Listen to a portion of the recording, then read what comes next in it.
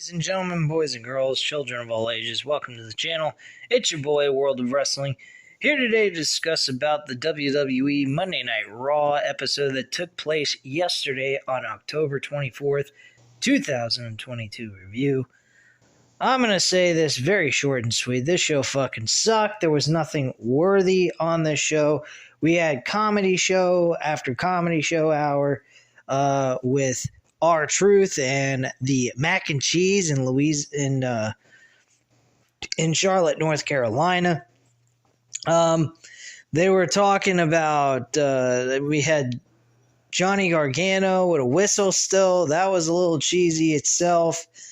I mean, this was bloody fucking awful. The main event was Nikki Cross interfering in the match with Bianca Belair and Bayley, which was a non-title match supposedly. So the champion lost this matchup in a non-title match. Wow, very impressive there. I'm so intrigued. We had Finn Balor against Carl Anderson in the opener of the show, so apparently they're having single matches with every single person that's part of Judgment Day in the OC leading into this pay-per-view. This whole fucking thing sounds very much like a Bruce Pritchard write-off from the get-go. I mean, everything on this show sucked. Not one fucking thing really entertained me. I was sadly disappointed. This isn't even worth a fucking review. I mean, 3 freaking hours of complete and utter boredom, and boy, was that crowd, like, voiceless. They didn't say a word. They didn't boo the shit out of this show. They didn't do any takeover of the show, stressing their disapproval of this event.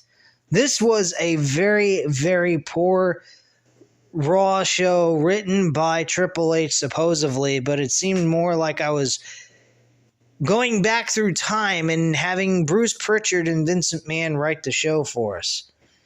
And damn, was this a fucking terrible show. Chad Gable, he went up against somebody else. I forgot who the fuck it was. Johnny Gargano went up against Baron Corbin, who's being claimed as the modern day wrestling god with JBL. What the fuck? What a joke. And by the way, Chad Gable suffered another loss, but I keep forgetting who the fuck it was, and quite frankly, I don't think it really matters. Oh yeah, it was Elias. Oh, that's why I forgot his name. Yeah, Chad Gable suffered an L from Elias. Elias, of all people, is beating Chad Gable now. Chad Gable has been suffering L's left and right. Austin Theory is suffering L's left and right. I mean, this is getting utterly ridiculous. Austin Theory went up against Mustafa Ali. We're building a match with Seth Rollins and Mustafa Ali for the United States Championship simply because of the fact we're going to Crown Jewel in Saudi Arabia, and because Mustafa Ali happens to have Saudi Arabian blood in him, Middle East blood in him. We got to put him on the show so he can challenge for the United States Championship. And since his return, he is not yet to win one fucking match. Not one match, folks. So why is he getting an opportunity? I stressed this last week. If he's going to get a U.S. Championship match, he needs to start getting W's. So why are we getting L's for Mustafa Ali, especially with only a few weeks build going into this? Why would Seth Rollins even want to do this match? Secondly, why would he have to? This guy has earned nothing. He is whining about getting U.S. Championship opportunities. Bobby Lashley, yes, granted him another rematch because he found his work ethic respectable, and he felt that maybe he should give him another shot and see what he can do. But at the end of the day, unfortunately, Seth Rollins won the title from Bobby Lashley. So what do? You send out a commissioner like Adam Pearce, which we haven't seen in like months, actually. I don't know what's happened to him. And have him come out and say, look, Mustafa Ali, I have a lot of respect for your work ethic. I have a lot of respect for your wrestling ability. But you have to admit, you have not been on a winning streak. I cannot incline or approve this decision to have this match take place yet. Until you start winning matches, I cannot have you challenging for a U.S. or any kind of title for that matter until I start seeing you earn some W's. I'm not saying you don't deserve it. I'm saying that based on your win-loss record, I can't approve you to be a challenger for a championship at this time. So once you start, getting W's under your belt, I can then approve this match to actually take place. We build a story from there. It's called wins and losses. And Mustafa Ali continues to win. He continues to get frustrated with Adam Pearce. And we lead it to the Royal Rumble. But we're not going to get any of that. So me talking about this is a complete and utter waste of time.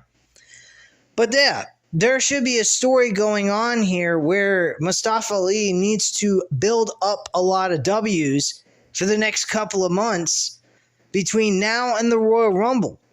I think that would be the perfect time for this. I've already stressed this in the last video last week, and I stated all this. But unfortunately, none of that's taking place. This is fast-track booking, and that's all we're getting. And at the end of the day, what's so unpredictable about this match? Do any of you actually believe Seth Rollins is going to lose to Mustafa Ali at Crown Jewel? If that happens, folks, that is the biggest wasted title reign and devalues the U.S. Championship beyond belief. So this match is very predictable, and all it does is help Mustafa Ali get another fucking L. So what is the point?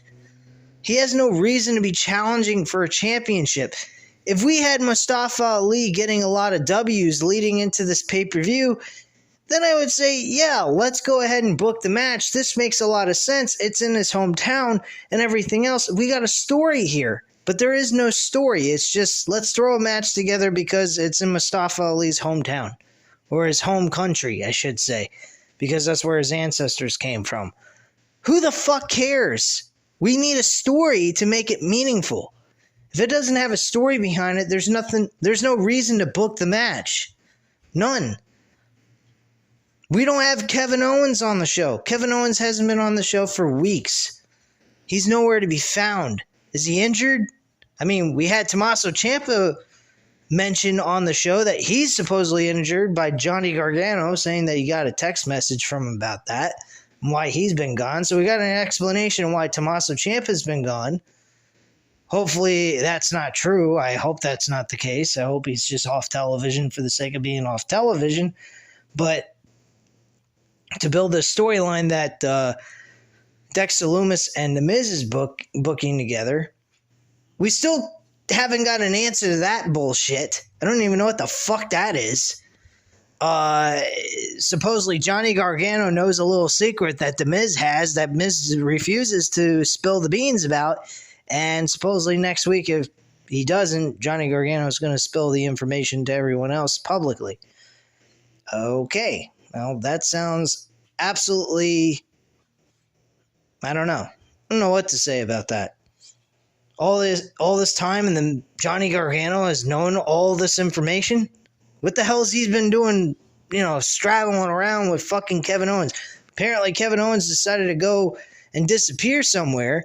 So, apparently now Johnny Gargano wants to spill the beans about The Miz and Dexter Lumis' secret information that we have been trying to find out for weeks now and have yet to get an answer for. So we got to throw Johnny Gargano in there to make sense of all this and get some information about what the fuck this storyline is. Hopefully this just leads to a Johnny Gargano, Tommaso Ciampa tag team run within the company, because let's face facts, Tommaso Ciampa is doing nothing, and Johnny Gargano is just losing matches. He's lost 2 matches on his own. And I don't understand why he had to suffer a W against Baron Corbin. But he kind of had it coming. He was fooling around with JBL's hat. JBL was just minding his own business. He really had nothing to do with this match until the very end, and that's because Gargano was making a mockery out of him wearing his hat. And JBL just got pissed and fucking flipped him on his head on the apron of the ring. So that's all that took place there, and that's why Baron Corbin got the W. Other than that, I mean, this show sucked. There's nothing on this show you can even debate with me that makes me feel like this show is even worth watching for 3 hours. This has been since Triple H has started, I've had nothing but positive things to say about his creative booking decisions, but this episode was really, really fucking poor. And I don't know if it has anything to do with Crown Jewel, but my question is this. If Crown Jewel you frown upon, then why do you continue to do it? Oh, because you paid supposedly your fucking father-in-law paid all this money, or got all this money from the Saudis so that you can book these fucking terrible pay-per-views that don't mean a crock of shit.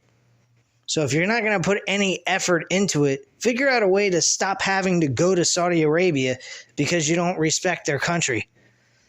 Because I'll be quite frank with you, I have no interest in this pay-per-view whatsoever. Roman Reigns versus Logan Paul. I mean, Bobby Lashley versus Brock Lesnar is an interesting rematch. I've already stated this. This is a well-deserved rematch because their match at the Royal Rumble earlier this year was not exactly all that impressive. Judgment Day versus the OC in a 6-man tag team match. That should be a very entertaining 6-man tag team match. Other than that, the rest of this card is a joke. You got Braun Strowman almost was trying to show off how impressive he was on the show last night with putting his fist up against somebody else's skull and basically covering it with his fist. I don't know. I think we've seen that before. Let me think. Andre the Giant, The Big Show. The list goes on and on with all the big guys. That goes up against smaller guys like myself who are like only 5'6" or like a Rey Mysterio. So, not all that impressive. Nothing unique. Nothing different. It's been done before. Not to mention, outside interferences took place. Mustafa Ali had a match, and Seth Rollins interfered, causing him to lose the match on top of it. I mean, the whole thing was a joke. The show absolutely fucking sucked. Total disappointment. I'm not even giving this a full-on review. It's more of a rant than anything else. And a really sad, disappointing episode by Triple H himself. Hopefully he's just doing this because he just does not give a fuck about a Saudi show, and he ain't putting a lot of effort in building a matchup or building up a show for Saudi Arabia. If that's the case, goody for him. I'll, wait it out until after November 5th, and hopefully after that we get some kind of good show on Raw and SmackDown. SmackDown, from what I've heard, has been a decent show, even though they're building towards Saudi Arabia show. And hopefully on SmackDown this coming Friday, we get something worth watching, because Raw this past week absolutely fucking sucked. Anyway, guys, I will be here tomorrow for the AEW Dynamite episode. And on top of that, I will be doing Random Wrestling Talk episode number 36 on Thursday night at 8:30 p.m. Sorry I'm postponing it, but that's what I'm going to do here at this point. So keep an eye out for the notification several hours before the show goes on the air on Thursday night. And we'll go over some wrestling news and just have some random wrestling talk taking place as well. Anyway, guys, I thank you very much for watching. Have a great night, guys, and don't forget to hit the like button if you liked the video. Hit the subscribe button if you're not already subscribed to the channel, and leave a comment down below, and I'll speak to you again tomorrow. Bye, guys.